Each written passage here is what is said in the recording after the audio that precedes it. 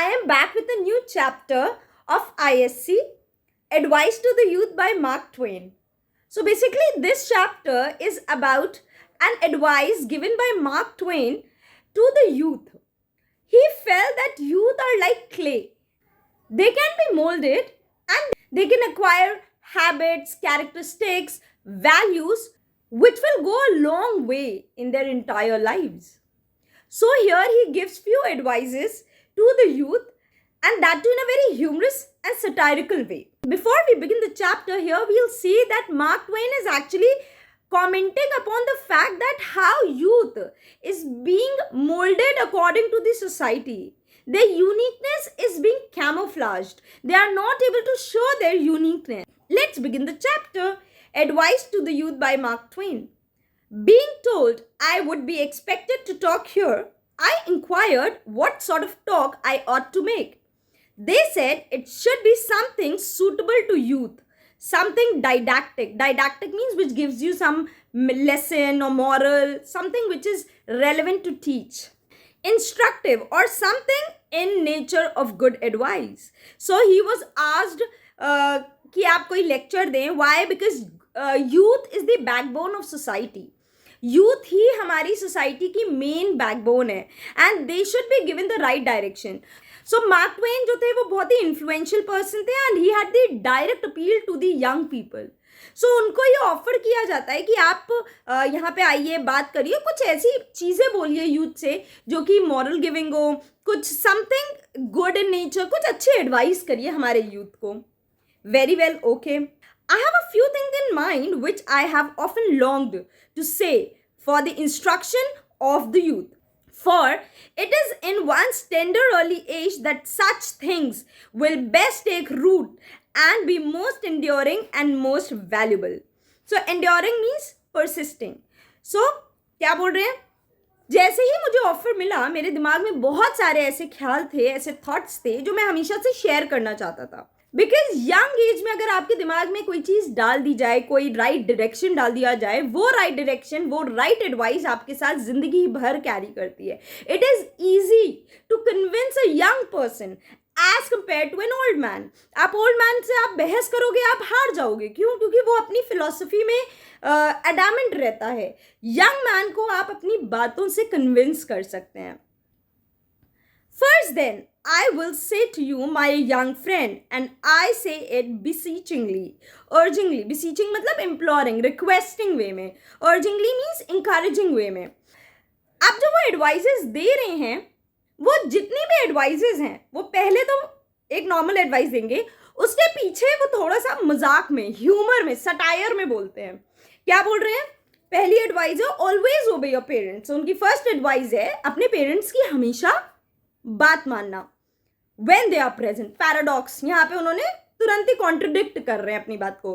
Parents की बात तो मानना, लेकिन जब वो तुम्हारे पास में हो, आसपास हो.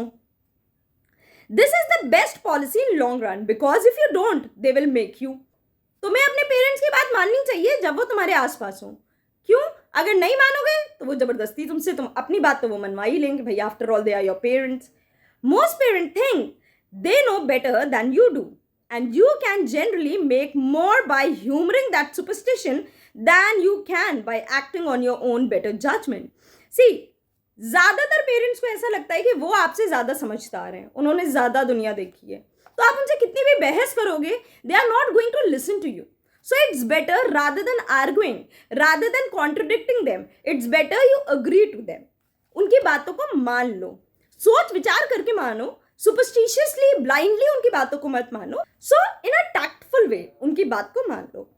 सो second advice is that you should respect your elders, your superiors, if you have any, also to strangers and sometimes to others. So you should be respectful not only to your seniors but also to strangers and sometimes to others. जो भी हो सबसे respectful बात करो. So ये एक general advice है. This is a true advice. You should be respectful towards elders.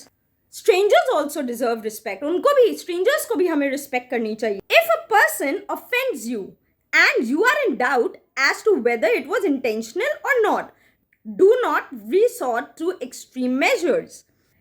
If a person actually hurts you and you are doubtful, आप दुविधा में हो कि भाई इसने मुझे जानबूझ के हर्ट किया है, गलती से हो गया है, तो आप इमीडिएटली उस चीज पे रिएक्ट मत कर. Do not react instantaneously. Simply watch your chance and hit him with a brick. See again sarcastic. पहले तो कहते तू ना मत रिएक्ट करो, और लेकिन जैसे ही मौका मिले उसको हिट कर दो ब्रिक से. सो अगेन ह्यूमरस वे में वो अपनी ही बातों को कॉन्ट्रडिक्ट कर रहे हैं. That will be sufficient. वो काफी होगा. If you shall find that he had not intended any offense, come out frankly and confess yourself in the wrong when you struck him. लेकिन अगर आपको बाद में पता चले कि उसने इंटेंशनली आपको हिट नहीं किया है, बाई चांस हो गया है, तो छुप के मत बैठो, बाहर आओ, बी अ मैन. बाहर आओ और अपनी गलती को कन्फेस करो, मानो कि मुझसे गलती हो गई. So young people should have the confidence to accept their mistake. आप गलती हो गई है, कोई बात नहीं, आप आके कॉन्फिडेंटली कन्फेस करें. Acknowledge it like a man and say you did not mean to. Acknowledge it means accept your mistake like a man, like a true man. मर्द बनो, अपनी गलती को accept करो और साफ साफ बोलो कि गलती से हो गया, I did not mean to hurt you. Yes, always avoid violence in this age of charity and kindliness. Youth में चैरिटी करनी चाहिए, काइंडनेस शो करनी चाहिए. One should not resort to violence. Violence बिल्कुल भी नहीं करना चाहिए. The time has gone by for such things. ये जो violence है ये past की things हैं. This is not the time for you people to actually be involved in violence. ये जो writer है Mark Twain, he is an anti-war writer. He never supported war. ना ही कोई वायलेंस सपोर्ट करते थे. तो वही वो कह रहे हैं, the time has gone by for such things. These things, ये जो वायलेंस है ये इसका टाइम निकल चुका है. This is the thing of the past. Leave dynamite to the low and unrefined. ये जो बॉम्ब, ये सब जो वायलेंस है, ये सिर्फ अनरिफाइंड पीपल, दैट मीन्स जो गंवार टाइप के लोग हैं, नॉट सिविलाइज्ड पीपल. सो ये violence is suitable to uncivilised people. Civilised people, पढ़े लिखे लोग जो हैं, उनके लिए वायलेंस बिल्कुल भी सूटेबल नहीं है. आप लोगों को इनफैक्ट चैरिटी में अपने आप को इन्वॉल्व करना चाहिए, साथ ही साथ आपको काइंडनेस में इन्वॉल्व करना चाहिए. Now the third advice is on punctuality. वो क्या बोल रहे हैं? Go to bed early, get up early, this is wise. So he gives a very good advice that one should be very punctual. You should go to bed early also, get up also early. ये बहुत ही अच्छा routine है. जल्दी सो, जल्दी उठो. Some authorities say get up with the sun. Some say get up with other thing. Others with other. देखो सबके यहाँ अपना अपना होता है. कोई कुछ कहता है, कोई कुछ कहता है, कोई कहता है get up with the sun, कोई कहता है get up with the cock. But a lark is really the best thing to get up with. बेटा एक ये idiom है. You get up early with the lark. Lark एक bird होती है. तो यहाँ पे वो कह रहे हैं अगर उठना ही है तो एक बर्ड के साथ अर्ली उठने की प्रैक्टिस डालो. क्यों? अगेन सटायर है, ह्यूमरस वे में वो क्या बोल रहे हैं? It gives you a splendid reputation with everybody to know that you get up with the lark, and if you get the right kind of lark and work at him right, you can easily train him to get up at 9:30 every time. It is no trick at all. कोई बड़ी बात नहीं है. देखो भाई, get up with the lark बिल्कुल सही बात है. One should get up early in the morning. लेकिन आप एक बर्ड को ट्रेन कर सकते हो. कैसे? कि तुम्हारी सुबह 9:30 बजे होगी, तो बर्ड सुबह 9:30 बजे उठेगी. लेकिन आपको कहने के लिए क्या होगा? I get up with the lark. Everyone will feel that you are getting up with the lark. Everyone will appraise you. In a satirical way, he is saying that in this way you will get more time to sleep. आपको ज़्यादा समय मिलेगा. क्यों? क्योंकि जो lark है वो ज़्यादा समय तक आप उसको ट्रेन कर लोगे सोने के लिए, और still you will be considered discipline कि भाई ये सुबह सुबह उठता है विद द लार्क. आप लार्क को ट्रेन कर लो 9:30 बजे उठने के लिए. इन दिस वे वो ये बोल रहे हैं कि one should actually get up early. वो मजाक में ये बोल रहे हैं कि भाई आप बर्ड को ट्रेन कर लो कि वो देर से उठे, लेकिन वो एक एडवाइस बहुत अच्छी दे रहे हैं कि हमें जल्दी सोना चाहिए और जल्दी उठना चाहिए. लेकिन हाँ, फिर मजाक में वो बोल दे रहे हैं कि आप बर्ड को ट्रेन कर लो भाई कि वो 9:30 बजे उठे, तो आप आराम से 9:30 बजे उठ जाना. सो जो नेक्स्ट एडवाइस वो दे रहे हैं वो ये है कि one should be careful while lying. झूठ बोलते समय हमें बहुत ज़्यादा एहतियात, ध्यान रखना चाहिए. क्या है? Now, as to the matter of lying, you want to be very careful about lying. You should be very careful when you are lying. अगर आप कोई झूठ बोल रहे हैं तो झूठ बोलने में आपको बहुत ज़्यादा ध्यान रखना चाहिए. Otherwise, you are nearly sure to get caught. वरना तो पक्का झूठ पकड़ना बहुत आसान होता है, तो आप जनरली पकड़ लिए जाओगे. Once caught, you can never again be in the eyes to the good and the pure. what you were before. अगर आपका झूठ पकड़ा गया तो जो रेपुटेशन, जो इज्जत आपकी पहले थी, वो आपकी फिर से कभी नहीं बन सकती. आपकी वो सेम इज्जत फिर कभी नहीं बन सकती है. Many young person has injured himself permanently through a single clumsy and ill-finished lie. वो अगेन एक तरह से एडवाइस ही दे रहे हैं कि झूठ मत बोलो. And then he saying again satirical way में कि अगर झूठ बोलो तो परफेक्ट वे में बोलो. अगर क्लमजी झूठ बोलोगे, ऑकवर्ड झूठ बोलोगे कि वो पकड़ लिया जाए, तो फिर आपको कभी आपकी इज्जत वापस नहीं मिल सकती. इल फिनिश्ड, जो अगर आपने अधूरा लाई बोला है, क्लमजी मतलब ऑकवर्ड, आपने ऑकवर्ड लाई बोल दिया है, तो लोगों की पूरी पूरी जिंदगी बर्बाद हो गई है. क्यों? क्योंकि उन्होंने अपनी इज्जत खो दी है. झूठी चीज अगर आपकी पकड़ी जाए तो, और वो किस वजह से होता है? Because of incomplete training. आपने ट्रेनिंग ही नहीं ली है अच्छे से झूठ बोलने की. पहले ट्रेनिंग लो अच्छे से झूठ बोलने की, तब झूठ बोलो. So in a sense he is advising the youth कि झूठ मत बोलो. Some authorities hold that the young ought not to lie. कुछ लोग कहते हैं कि young people को झूठ नहीं बोलना चाहिए. That, of course, is putting it rather stronger than necessary. Still, while I cannot go quite far as that, I do maintain, and I believe I am right, that the youth ought to be temperate. देखो फिर से वो satire use कर रहे हैं. Temperate means moderate in the use of this great art until practice and experience shall give them that confidence, elegance, and precision. Elegance means grace. Precision means accuracy, which alone can make the accomplishment graceful and profitable. तो वो क्या कह रहे हैं कि अगर आप कोई झूठ बोलते भी हो तो इतने कॉन्फिडेंटली बोलो, इतने एक्यूरेटली बोलो कि लोग जो है वो आपको ट्रेस आउट ना कर पाए कि ये बंदा झूठ बोल रहा है. बिल्कुल कॉन्फिडेंस के साथ से आप झूठ बोलिए. Patience, diligence, pain-striking attention to detail, these are requirement. These in time will make student perfect. Upon these only may he rely as the sure foundation of future eminence. Eminence means recognized superiority. So वो क्या बोल रहे हैं कि patience, diligence, hard work, pain striking action, इसी से एक student perfect बन सकता है. यही हमारा फ्यूचर को बनाता है. यही क्वालिटीज हमारे फ्यूचर को डेवलप करते हैं. Think what tedious means tiresome, years of study, thought, practice, experience went to the equipment of that peerless means matchless old master who was able to expose the whole world the lofty and sounding maxim that truth is mighty and will prevail. See, earlier यही माना जाता था कि truth is powerful. एक time था जब ये माना जाता था कि truth prevails in long run.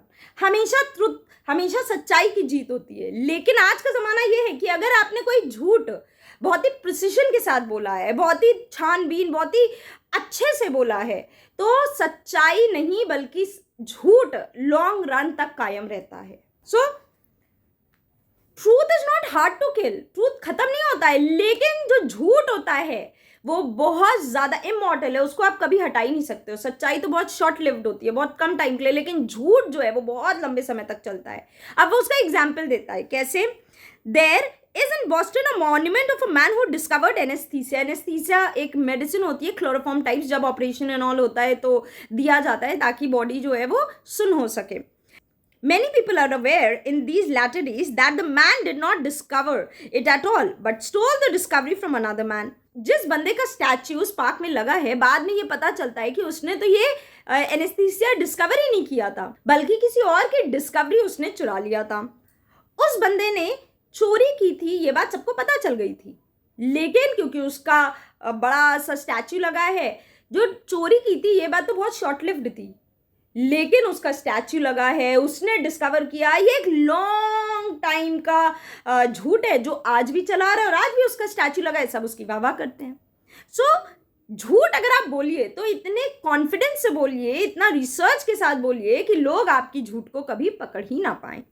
अब लोगों को तो यही लगेगा कि क्लोरोफॉर्म या एनेस्थीसिया इसी पर्सन ने डिस्कवर किया है. सो अगर आपको झूठ बोलना है, इतना स्ट्रॉन्ग बोलें झूठ कि पूरी जिंदगी वो कायम रहे.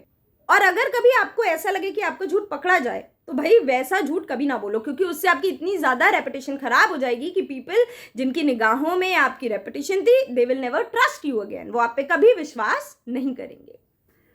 सो in a way we can say कि वो मजाकिया अंदाज में मैसेज यही दे रहे हैं कि भाई झूठ ना बोलना, झूठ बोलना गलत बात है, लेकिन फिर भी वो अलग स्टाइल में बोल रहे हैं कि अगर झूठ बोलना है तो बिल्कुल ट्रेनिंग लेके झूठ बोलो, वरना झूठ मत बोलो. My hearers, the monument is made of hardy material. Hardy means bold. But the lie it tells will outlast it a million years.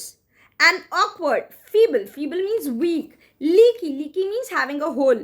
Lie is a thing which you ought to make it your unceasing study to avoid. Such a lie as that has no more real permanence than an average truth. सो यहाँ पे वो average सच की बात कर रहे हैं. जैसे average सच का मतलब होता है जिसकी कोई बहुत ज़्यादा लॉन्ग लास्टिंग वैल्यू नहीं होती है. फॉर एग्जाम्पल अगर मैं पूछूं बेटा कल आप कहाँ गए थे, तो आप ये बोल दो कि हाँ भाई मैं अपनी मौसी के यहाँ गया था. ये जो चीज़ है ये मेरे दिमाग में बहुत लॉन्ग लास्टिंग नहीं रहेगी. अरे 1 हफ्ता रहेगा, 10 दिन रहेगा, उसके बाद मैं भूल जाऊंगी कि आप कहाँ गए थे. वो मेरा कंसर्न इतना नहीं रहेगा. ये एक एवरेज सच है. सो ये जो बातें हैं सुन के हमारे दिमाग से निकल जाती हैं, तो ये एवरेज सच है. इसकी कोई बहुत ज़्यादा वैल्यू नहीं है हमारी लाइफ में. और ये सच जो है ये थोड़े टाइम के लिए ही एग्जिस्ट करता है. ये थोड़े टाइम के लिए ही बस ये जिंदा रहता है. Why you might as well tell the truth at once and be done with it. A feeble, stupid, preposterous lie, utterly very absurd lie, will not live 2 years except it be a slander upon somebody. See, अगर आपने कोई stupid सा झूठ बोल दिया है तो वो कितने दिन तक स्टे करेगा? 1 साल, 2 साल, 6 महीने, नॉट मोर देन दैट. अगर मेरी फ्रेंड ने मुझसे पैसे मांगे और मैंने उससे बोल दिया नहीं यार अभी मेरे पास पैसे नहीं है, सॉरी मैं तुम्हें बाद में दे दूंगी, अभी मैंने अपने अंकल को दे दिया है, तो ये चीज़ कितने दिन तक आपके पास रहेगा? 1 साल, 2 साल मैंने झूठ बोला, मैंने 2 महीने के लिए बोला, 4 महीने बाद तक उसको याद रहेगा, लेकिन after a span of time ये झूठ भूल जाएगा, कोई किसी को याद नहीं रहेगा इतना. Except it be a slander upon somebody. False accusation अगर किसी पे आप लगा रहे हो, किसी के ऊपर इल्ज़ाम लगा रहे हो, किसी के कैरेक्टर पे आप इल्ज़ाम लगा रहे हो, वो झूठ बहुत लंबे समय तक रहता है. तो हमें कभी किसी के कैरेक्टर पे कोई भी इल्ज़ाम नहीं लगाना चाहिए. उसको लगाने से पहले हमें 10 बार सोचना चाहिए. फॉर एग्जाम्पल अगर किसी के ऊपर ये एक्यूजेशन लग जाए कि वो एक मर्डरर है, तो ये एक्यूजेशन उसके साथ लाइफ लॉन्ग स्टे करेगा कि हे भगवान इसने मर्डर किया था. तो किसी के कैरेक्टर पे हमें कभी भी फॉल्स एक्यूजेशंस नहीं लगाने चाहिए, गलत इल्ज़ाम नहीं लगाना चाहिए. छोटे मोटे झूठ अगर आप बोल रहे हो तो that is perfectly fine. It is indestructible, then of course, but there is no merit of yours. A final word, again satire है. Begin your practice of this gracious and beautiful art early. Begin now. So अगर आपको झूठ बोलना है तो बहुत ही young age से इसकी प्रैक्टिस करिए, इसको परफेक्ट वे में प्रैक्टिस करिए. सो जो सच है उसकी एज फ्यू मंथ्स होगी, फ्यू डेज होगी या फ्यू ईयर्स होगी, लेकिन अगर आप झूठ से अपना कुछ बेनिफिट चाहते हैं तो उसके लिए आपको बहुत मेहनत करनी पड़ेगी. आपको शुरुआत से ही आपको बहुत हार्डवर्क करना पड़ेगा, आपको उस पर बहुत रिसर्च करना पड़ेगा, डिटेल्स याद करनी पड़ेंगी, तब आपका झूठ पकड़ा नहीं जाएगा.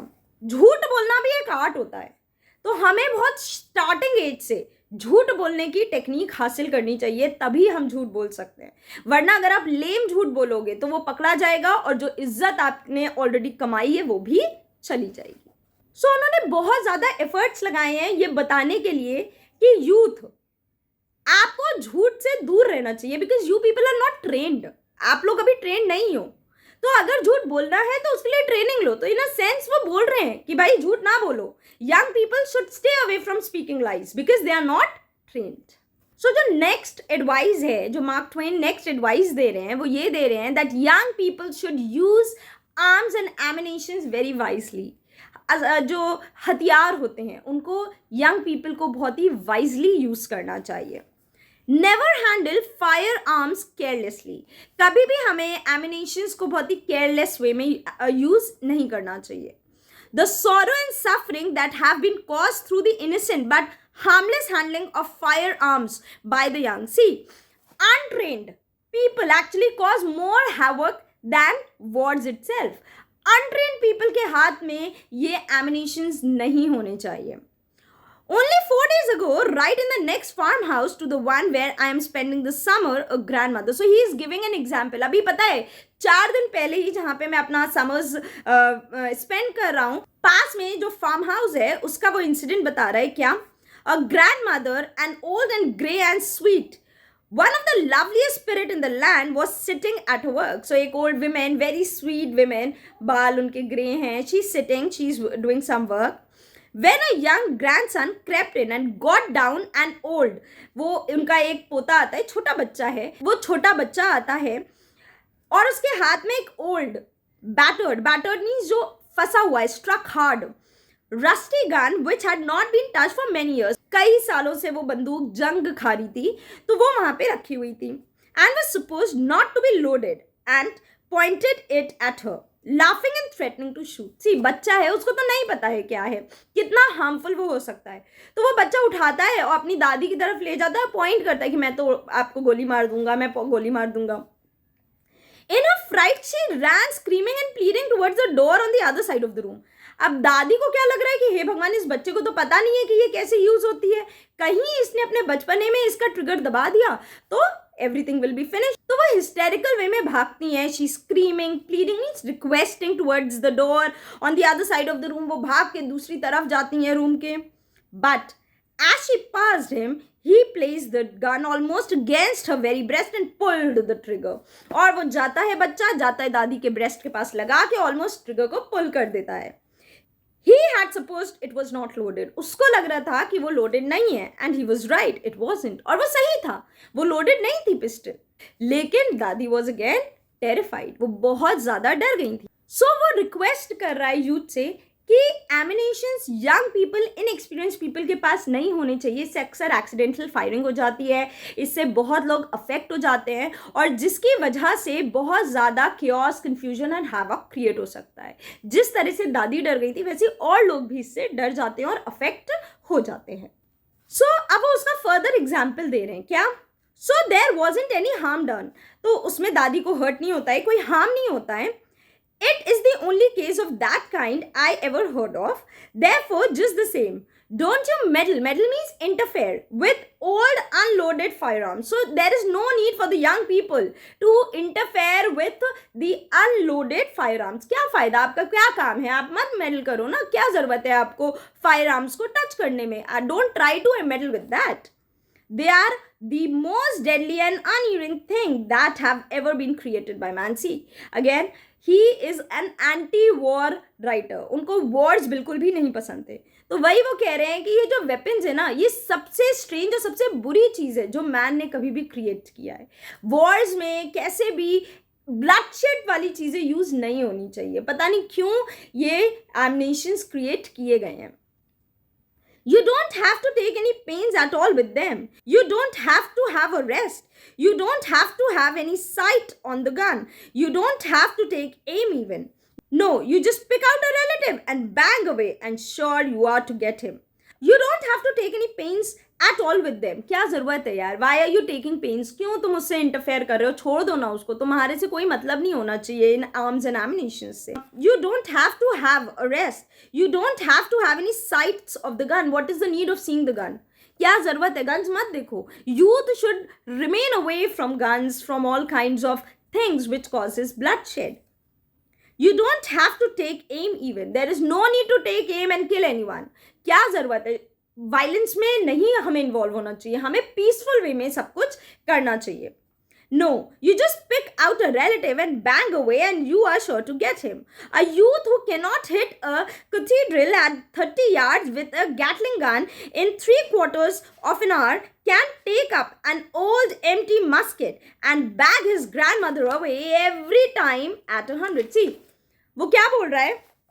Gatling एक गन होती है जो जिसके अंदर मेन एक होल होता है और उसके अगल बगल भी कई होल्स होते हैं, तो एक साथ खूब सारी गोलियां उसमें से निकलती हैं. सो वो कह रहा है कि ये जो बच्चा अपनी दादी को डरा रहा था, अगर इसको गैटलिंग गन दे दें जिसमें से एक साथ इतनी सारी गोलियां निकलती हैं कि भाई तुम चर्च की वॉल पे तुम हिट करो 30 फीट के डिफरेंस पे, 30 फीट दूर तुम्हें खड़ा कर दिया जाए, तो उनका निशाना इतना बुरा होता है कि वो तक नहीं हिट कर सकते हैं. और बताओ, एक सिंपल सी गन से ही अपनी दादी को डरा रहे हैं कि मैं शूट कर दूंगा. सो वो क्या बोल रहे हैं कि अगर मान लो इसी तरह की हमारी आर्मी हो, Think what Waterloo would have been if one of the armies had been boys armed with the old muskets supposed not to be loaded. So in a way, he is actually advising the youth to remain away from wars. War से दूरी बनाएं. There should be no bloodshed. तो वो क्या बोल रहे हैं? Imagine ऐसा बच्चा उसको वाटरलू के वॉर में भेज दिया जाए, और सोचो इनको वॉर में मस्केट बंदूक दे दी गई है. जब गेटलिंग से ये सामने 30 फीट के डिस्टेंस पे नहीं मार पा रहे हैं, तो वॉर्स में ये क्या मारेंगे जहां पे इतना डिस्टेंस रहता है. जब गेटलिंग में एक साथ इतनी सारी गोलियां निकलती हैं, जब ये तब नहीं निशाना मार पा रहे हैं, तो मस्केट से कैसे मारेंगे? क्योंकि मस्केट में तो सिर्फ एक गोली निकलती है, वेराज गेटलिंग में तो बहुत सारी, खूब सारी, पूरा एक साथ बौछार निकलती है. And the other army had been composed of their female relations. The very thought of it makes one shudder. So he is actually wanting कि जैसे अभी यहाँ पे एक तरफ बच्चा है, एक तरफ दादी है, वैसे ही अगर वॉर्स में इस तरह के एमिनेशंस दे दिए जाएं और दूसरी तरफ फीमेल्स हो, तो शायद ऐसी कभी वॉर्स एग्जिस्ट ही ना करें. बेसिकली वो यहाँ पे कह रहे हैं कि अगर वॉर्स में इसी तरह की बंदूकें दे दें तो शायद कभी ब्लडशेड होगा ही नहीं. वॉर्स में जनरली कौन जाता है? यूथ जाते हैं, जनरली यंग पीपल जाते हैं. तो अगर यंग पीपल को इसी तरह की एमिनेशंस दे दें जिसमें गोलियां ना हो, जिसमें जो रस्टेड हो, तो कभी ब्लडशेड होगा ही नहीं. सो बेसिकली वो थ्रू आउट में हम देख सकते हैं अपनी ही बातों पे पैराडॉक्स कर रहे हैं, सटायर कर रहे हैं, कॉन्ट्रडिक्ट कर रहे हैं. तो हमें लिटरल नहीं लेना है उनकी बातों को लिटरल ना लेते हुए उसको ह्यूमरस वे में हमें समझना है. लास्ट पॉइंट पे हम देखेंगे that he is recommending good books. What is he saying? There are many sorts of book but good ones are the sort for the young to read. See selective reading पे वो emphasise कर रहे हैं that बहुत तरह की books होती हैं, लेकिन हमें गुड बुक्स रीड करनी चाहिए. Remember that, always remember that they are great and inestimable. ये खजाना है, इनको आप एस्टीम नहीं कर सकते हो. हमारे लिए गुड बुक्स एक खजाने से कम नहीं है. And unspeakable means of improvement. One can improve himself a lot through books. So he is giving this advice कि भाई हमें अच्छी अच्छी किताबें पढ़नी चाहिए. Therefore be careful in your selection. Therefore you should be very careful when you are selecting books. My young friends, be very careful.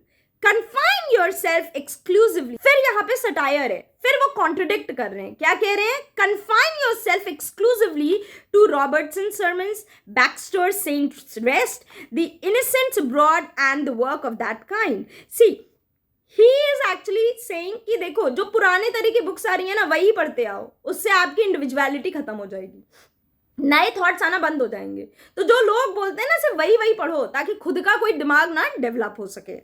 So again you don't have to take this literally. जो लिखा हुआ है literal वे में नहीं लेना है, हमें उसमें हिडन मीनिंग्स और हिडन सटायर को समझना है. ये जो बुक्स हैं ये वो हैं जो जनरली सबने पढ़ी हुई हैं. There is no nothing new in that.